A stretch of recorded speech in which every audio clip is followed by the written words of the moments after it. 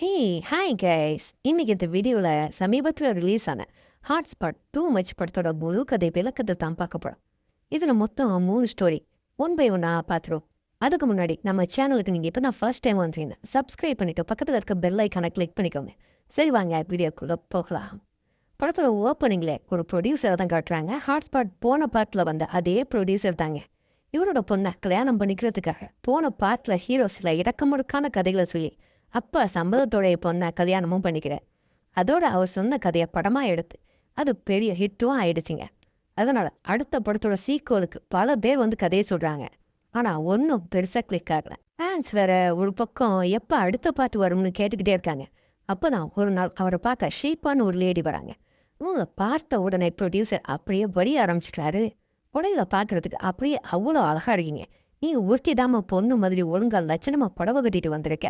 படதுங்க எல்லாமே அரை குறைமா மோசமாக ட்ரெஸ் பண்ணிட்டு வரலைங்க. அதுவும் ஏதாவது கேட்டால் அது எங்களோட உரிமனை ஃபெமினிஷன் பேச ஆரம்பிச்சிடறாங்க. சரி அதை விட உன்னோட கதையை சொல்லு கேட்போம் அப்படிங்கிற மாதிரி கேட்குறாரு. சில்பாவும் கதையை சொல்ல ஆரம்பிக்கிறாங்க. இந்த கதையோட பேர் டியர் ஃபேக். முதல்ல சத்யாங்கிற ஒரு கேரக்டரை காட்டுறாங்க. இவன் இப்போ உச்சத்தில் இருக்க நடிகர் ராசாவோட வெறித்தனமான தீவிர ரசிகன். அதோட இன்னும் ஒரு ஆக்டர் ஆகிறதுக்கு தான் ட்ரை பண்ணிக்கிட்டு இருக்கான். இவன் எந்த அளவுக்கு பயங்கரமான ஃபேன் தெரியுமா? பல வருஷமா லவ் பண்ணிக்கிட்டு இருக்க பொண்ணோட வீட்டில் அவங்களோட கல்யாணத்தை பற்றி பேசுறதுக்காக ஒரு நாள் பொண்ணோட வீட்டுக்கு வந்திருக்கான். காதலியோட அப்பா ராசாவோட ஆக்டிங் பற்றி கலாய்க்க தன்னோட ஃபேவரட் ஹீரோவை பற்றி பேசி கலாய்ச்ச உடனே சத்யாவுக்கு வெறியாயிடுது. அதனால அவரை வருங்கால மாமனாரும் கூட பார்க்காம அவர் கண்ணா பின்னான்னு திக்கே விடுறான். அதில் 2 பேருக்கும் பயங்கர வாக்குவாதாக நடுவில் அந்த பொண்ணு தான் மாட்டிக்கிட்டு முழிக்கிறான். சத்யா அந்த பொண்ணுக்கிட்ட உனக்கு நான் வேணுமா உன் அப்பா வேணுமா அப்படிங்கிற மாதிரி கேட்க அவன் ரொம்ப சின்சியராக லவ் பண்ணதால இவன் தான் வேணும்னு சத்யா கூட வந்துடுறான். தனியாக போய் 2 பேருமே கல்யாணமும் பண்ணிக்கிறாங்க. இப்போ ஜேம்ஸ்னு ஒருத்தான் தான் காட்டுறாங்க. இவன் ஆக்டர் தாதாங்கிற ஒரு ஆக்டரோட வெறித்தனமான ரசிகர். தளபதியை தான் இவங்க சிம்பாடிக்க தாதா ராசான்னு படத்தில் வச்சிருக்காங்க. சத்யா ஒரு மாதிரியான ரசிகன்னா இவன் இன்னொரு மாதிரியான ரசிகன். தாதாவோட படம் ரிலீஸ் ஆகுறதுல வீட்டில் ஒரு ஃபங்க்ஷன்னு சொல்லி ஆஃபீஸில் லீவ் கேட்க மேனேஜர் லீவ்லாம் கிடையாதுன்னு சொல்லிட்டு இவனோட குடும்பத்தில் எவ்வளோ கமிட்மெண்ட் இருக்கு. ஆனால் அதை கூட ரொம்ப சீரியஸாக எடுக்காம இப்போ அவன் ஹீரோவோட படத்துக்கு லீவ் கொடுக்காததுனால ரொம்ப சீரியஸாக எடுத்துக்கிறான். அதனால கோவத்தில் மேனேஜரோட ரூமில் இருக்கிற பொருளை எல்லாம் தூக்கி போட்டு உடைக்க மேனேஜர் பயந்து போய் அவனை வேலையை விட்டே தூக்கிடுறாருங்க. இந்த மாதிரி 2 பேருமே அவங்களோட ஹீரோவுக்காக எந்த எக்ஸ்டென்ட்டுக்கும் வேணாலும் போவாங்க. அப்படி இருக்கும்போது 10 வருஷம் கழிச்சு இப்போ 2 பேரோட படம் ஒரே நாளில் ரிலீஸ் ஆகுதுன்னு அனௌன்ஸ்மெண்ட் வருது. இந்த சூழ்நிலையில் தான் ஒரு பக்கம் ஜேம்ஸோட அப்பா அம்மாவும் மிஸ் ஆயிடுறாங்க. அதே சமயம் இங்கே பார்த்தா சத்யாவோட ஒய்ஃப் தனியாவும் மிஸ் ஆயிடுறா. 2 பேரும் அவங்களுக்கு தெரிஞ்ச இடத்துல போய் எவ்வளவோ தேடி பார்க்குறாங்க. ஆனால் எங்கேயும் அவங்க கிடைக்கல. அப்போதாங்க சத்யாவுக்கு ஒரு அன்னோன் நம்பர்லேருந்து கால் வருது. அதில் ஒருத்தர் அவங்கள நான் தான் கடத்தி வச்சிருக்கேன், நாளைக்கு மதியம் 12 மணிக்குள்ள உங்களோட தாதாவும் ஒரு அசாவும் என்கிட்ட பேசணும் அப்படிங்கிற மாதிரி சொல்கிறாங்க. அதனால் 2 கேங்கும் அவங்க ஹீரோவோட வீட்டுக்கு போய் நம்மளால முடிஞ்சு எதையாவது பண்ணி அவங்கள காப்பாற்றுவோன்னு வேகமாக வராங்க. வந்து ஹீரோட வீட்டு வாசலில் நின்று ஹீரோவை கத்தி கூப்பிட்டா 2 வீட்டையும் வாசலில் இருந்த செக்யூரிட்டி இவங்களை அடியே துரத்தி விட்றாங்க. எவ்வளோ கத்துனாலும் கதனாலும் விட மாட்டேங்கிறாங்க. அதனால் இப்படி அப்ரோச் பண்ணால் சரியாக வராதுன்னு ஆட்டோவில் மைக் செட்டை கட்டி அவங்களோட ஹீரோ வீட்டு வாசலை நின்று அலப்பறை பண்ண ஆரம்பிக்கிறாங்க. இப்படி 2 குரூப்பும் அவங்க ஹீரோவோட வீட்டு வாசலை நின்று அலப்பறை பண்ணிட்டு இருக்க செக்யூரிட்டி அவங்கள போலீஸ் கம்ப்ளைண்ட் பண்ணிடுறாங்க. இப்போ 2 கேங்கும் போலீஸ் ஸ்டேஷன் நிற்கிறாங்க. சரின்னு போலீஸ்கிட்டையாவது கம்ப்ளைண்ட் கொடுப்போன்னு அவங்க கிட்ட கம்ப்ளைண்ட் கொடுத்தா அவங்க இந்த கேஸை எடுத்துக்கவே மாட்டேங்கிறாங்க. அப்போ அந்த ஸ்டேஷன் எஸ்ஐ அவங்கள கூப்பிட்டு வச்சு பேசுகிறாரு. இதெல்லாம் சைபர் கிரைம் பிரச்சனைப்பா, அங்கே நிறைய ப்ரொசீஜர் இருக்கு, அங்கே அப்படி போனாலும் உடனே வேலையாகாது, இருந்தாலும் என்னால் முடிஞ்ச உதவியை உங்களுக்கு பண்ணுறேன்னு சொல்கிறாரு. ஸ்டேஷனில் யாருமே எதுவுமே கண்டுக்காதப்போ சம்மந்தமே இல்லாமல் இவர் மட்டும் வந்து ஹெல்ப் பண்ணுறாருன்னு பார்த்தா அவர் நான் கேப்டன் விஜயகாந்தனோட ஃபேனு அப்படிங்கிற மாதிரி சொல்கிறார். உடனே ஒரு டிவி சேனலில் வேலை பார்க்குற அவரோட ஃப்ரெண்டுக்கு கால் பண்ணி இந்த பிரச்சனையை சொல்ல அது அடுத்த கொஞ்ச நேரத்தில் பிரேக்கிங் நியூஸில் வர ஆரம்பிச்சிது. அதோட இந்த பசங்களும் அவங்க சோசியல் மீடியா ஃபேன் பேஜில் ஷேர் பண்ணி இந்த நியூஸை பயங்கர வைரல் ஆக்கிடுறாங்க. இன்னொரு பக்கம் மீடியா, ஃபேன்ஸ், பொலிட்டிக்கல்னு எல்லா சைட்ல இருந்தும் 2 ஹீரோக்களுக்கு பெரிய ப்ரெஷர் ஆகுது. இதனால அவங்க கிட்னாப்பர் கிட்ட பேசிட்டா ஆகணும் அப்படிங்கிற நிலைமை வர அப்போதான் 2 பேருமே வேற வழியே இல்லாமல் கிட்னாப்பர் கிட்ட கான்ஃபரன்ஸ் ஹாலில் பேசுகிறாங்க. கிட்னாப்பர் அவன் கடத்தி வச்சிருக்க 3 பேரையுமே சாகடிக்காமல் இருக்கிறதுக்கு இந்த 2 ஹீரோக்களுக்கிட்டையும் 3 டிமாண்ட் மட்டும் வைக்கிறாங்க. அது என்னன்னா தியேட்டரில் கட் அவுட்டுக்கு பால் ஊற்றி செத்த ஃபேன்ஸோட குடும்பத்துக்கு ஹீரோக்கள் சொத்துல பாதி எழுதி வைக்கணும். ஹீரோக்களோட பசங்க எந்த பாதுகாப்பும் இல்லாமல் கட் அவுட் மேலே ஏறி பால் ஊற்றும். இனிமே 2 ஹீரோவும் சேர்ந்து தான் நடிக்கணும் அப்படின்னு டிமாண்ட் வைக்கான். ஃபைனலாக இவங்க என்னதான் பண்ண போகிறாங்கன்னு மொத்த நாடே காத்துக்கிட்டு இருக்க 2 பேருமே அன்னைக்கு ஒரு வீடியோ ரிலீஸ் பண்றாங்க. 3 டிமாண்ட் பத்தியும் நல்லா யோசிச்சு பார்த்தோம். நல்லா டிஸ்கஸும் பண்ணிட்டோம்.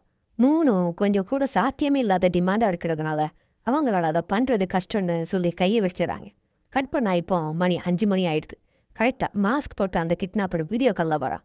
அதோட அவன் கடத்தி வச்சிருக்க 3 பேரையும் காட்டுறாங்க. கடைசியில் உங்க ஹீரோ எந்த டிமாண்டே நிறைவேற்றாததுனால அப்புறம் எதுக்கு இவங்கள உயிரோட வச்சுக்கிட்டு அப்படின்னு கிட்னாப்பர் 2 வாழை எடுத்துட்டு ஒரே நேரத்தில் 3 பேரையும் வெட்டி பீசறான். அதை லைவா பார்த்துக்கிட்டு இருந்த மொத்த மக்களுமே அப்படியே ஆடி போயிடுறாங்க. அப்படியே டக்குன்னு கட் பண்ணா இப்போ கிட்னாப்பர் மாஸ்க் ஆகிறதுக்கு லைவுக்கு வரான். பார்த்தா அது நம்ம எம்எஸ் பாஸ்கர் எடுத்தாங்க. அந்த கிட்னாப்பர், நீங்க உயிரை கொடுக்குற ஹீரோக்கள் உங்களை ஒரு ஆளா கூட மதிக்கல, ரசிகளோட முகத்திலேயே கரிய பூசுற மாதிரி ஒரு மெசேஜ் சொல்றார். கடைசியில் அவர் சொன்னதுக்காகவே அவருக்கு ஒரு ரசிகர் மன்றம் ஆரம்பிக்கிறாங்க பாருங்க. அப்படியே இந்த ஸ்டோரியையும் முடிக்கிறாங்க. இந்த கதையை சொல்லி முடிச்ச உடனே ப்ரொடியூசர் வைத்த கலக்குதுன்னு ரெஸ்ட் ரூம் போக அப்ப கரெக்டா ஹீரோ கிட்ட இருந்து ஷீபாக்கு கால் வருது. போன வேலை சக்சஸ் ஆயிடுமான்னு கேட்க இவ இப்பதான் முதல் கதையை முடிச்சிருக்கேன்னு சொல்றான். சரி, இவங்க 2 பேருக்கும் என்ன சம்பந்தம், இவங்க எதை பத்தி பேசிக்கிட்டு இருக்காங்கன்னு பார்த்தா ஹீரோவுக்கும் இந்த ப்ரொடியூசர் பொண்ணுக்கும் கல்யாணம் ஆச்சுல்ல. கல்யாணம் ஆகி ஃபர்ஸ்ட் நைட்ல ஹீரோவோட ஒய்ஃபுக்கு பிசிக்கல் பாண்டிங்கே வரமாட்டேங்குது. அதுவும் ஹீரோ பக்கத்துல வந்தாலே அந்த பொண்ணு இவனை தள்ளி விட்டுறா. ஏன் இவளுக்கு ஃபீலிங்கே வரமாட்டேங்குதுன்னு டாக்டர் கிட்ட எல்லாம் போய் செக் பண்றாங்க. அதுக்கப்புறம் அவள் வானவில்னு அவளுக்கே தெரிஞ்சிருக்கு. அது மட்டும் இல்லாம ஹீரோ கிட்ட அசிஸ்டன்ட் டைரக்டரா சேர்றதுக்கு ஷில்பா ரெஸ்யூம் சென்ட் பண்ணியிருக்கா. அதை அவள் பார்த்துட்டு ஷில்பாவை பிடிச்சு போய் 2 பேரும் பழக ஆரம்பிச்சிருக்காங்க. ஒருத்தர் பிடிச்சு போய் அப்படியே லவ்ஸும் ஆயிடுச்சு. இதை அவளோட அப்பா கிட்ட சொல்லணும்னு சொல்லித்தான் ஷில்பாவை கதை சொல்ற மாதிரி ஹீரோ அனுப்பியிருக்கான். இப்ப அடுத்த கதையை சொல்ல ஆரம்பிக்கிறாங்க ஷில்பா. அடுத்த கதையோட பேர் பிளாக் அண்ட் ஒயிட். அந்த கதையோட ஓப்பனிங்ல தம்பி ராமையாவை காட்டுறாங்க. வெளிநாட்டுல படிக்க போன அவரோட பொண்ணு 3 வருஷம் கழிச்சு இப்பதான் ஊருக்கு வந்துகிட்டு இருக்கா. பொண்ணை 3 வருஷம் கழிச்சு பார்க்க போறதால அப்பா ரொம்ப குஷியா இருக்காரு. ஏர்போர்ட்ல பிக்கப் பண்றதுக்கு வர அங்க பார்த்தா அவ உள்ள போடுற ட்ரெஸ்ஸை வெளியே போட்டுக்கிட்டு அரையங்குறையமா நின்றுட்டு இருக்கா. அதுவும் அவ கூட ஒரு பையன் வேற இருக்கானா. அதை பார்த்த உடனே அப்பாவுக்கு அப்படியே ஒரு மாதிரி ஆயிடுதுங்க. ஹாப்பியா வந்த அப்பாவோட முகம் அப்படியே சுருங்கி போயிடுது. ஒரு பொண்ணு எப்படி இருக்கணும்னு அவர் எதிர்பார்க்கிறாரோ அதுக்கு அப்படியே ஆப்போசிட்டா இருக்கா. வீட்டுக்கு வர மாப்பிள்ளை வீட்டார் முன்னாடி பூமர் அங்கிள்னு அப்பாவோட பாசையை அசிங்கப்படுத்துறா. எங்க எப்படி ட்ரெஸ் பண்ணணும்னு தெரியாதான்னு கேட்குற பொண்ணுக்கு அதே மாதிரி ஒரு ட்ரெஸ்ஸை போட்டுக்கிட்டு அவள் பர்த்டே பார்ட்டிக்கு போய் அப்பா பாடம் கற்றுக் கொடுக்குறார். நாங்கள் மாற முயற்சி பண்ணுறோம், ஆனால் நீங்கள் எங்களை புரிஞ்சிக்கவே மாட்டேங்கிறீங்கன்னு அவர் கேட்குறப்போ மனசு கலங்குதுங்க. அதோட யாருக்கு எப்படி சொன்னால் புரியுமோ அப்படி சொன்னாதான் புரியணும் பொண்ணோட வசனத்தையே திருப்பி பொண்ணுக்கிட்ட சொல்லி அவளுக்கு எல்லாத்தையும் புரிய வைக்கிறார். அதோட இந்த கதையும் முடியுதுங்க. கடைசி கதை தாங்க அல்டிமேட் ட்விஸ்ட். இதில் அஸ்வின் தான் நடிச்சிருக்கார். இப்போ இருக்கிற பொண்ணுங்க போடுற கண்டிஷன்னாலே லவ்வே வேணான்னு புது சிம் வாங்குறாரு நம்ம அஸ்வின். அந்த சிம் மூலமா 2050 இருக்கிற நித்யாங்கிற பொண்ணுக்கிட்ட பேசுறாரு. டைம்லைன் மாறி பேசுறாங்க. யுகன் 2025 இருந்து நித்யாவோட அப்பாவை ஒரு ஆக்சிடென்ட்ல இருந்து காப்பாற்ற ட்ரை பண்றான். அதனால ஃபியூச்சர்ல இருந்து நித்யா டைம் டிராவல் பண்ணி யுகனை பார்க்க வரும்போது தான் தெரியுது யுகனுக்கு பிறந்த குழந்தையே அந்த நித்யா தான். அதாவது அப்பாவுக்கும் பொண்ணுக்கும் இடையில தெரியாம நடந்த காதல். இந்த ட்விஸ்ட்டை யாருமே எதிர்பார்த்திருக்க மாட்டீங்கல்ல. இந்த கதையெல்லாம் சொல்லி முடிச்ச உடனே ஷில்பா ப்ரொடியூசர் கிட்ட ஒரு குண்டு தூக்கி போடுறாங்க. உங்க பொண்ணும் நானும் லவ் பண்றோம் அப்படிங்கிற மாதிரி சொல்ல ப்ரொடியூசருக்கு மினி ஹார்ட் அட்டாக்கே வந்துடுதுங்க. அப்படியே இந்த படத்தை இங்க முடிக்கிறாங்க. மொத்தத்துல இந்த படம் சமூகம் பேச தேங்கிற பல விஷயங்களை ரொம்ப போல்டாவே பேசியிருக்கு. இந்த கதைகள்ல உங்களுக்கு எந்த கதை பிடிச்சிருக்குன்னு மறக்காம கமெண்ட்ல சொல்லுங்க. இந்த வீடியோ பிடிச்சிருந்துச்சுன்னா லைக் பண்ணுங்க, உங்க ஃப்ரெண்ட்ஸுக்கு ஷேர் பண்ணுங்க. அடுத்து ஒரு தரமான வீடியோ உங்களை சந்திக்கிறேன். Tata, bye bye.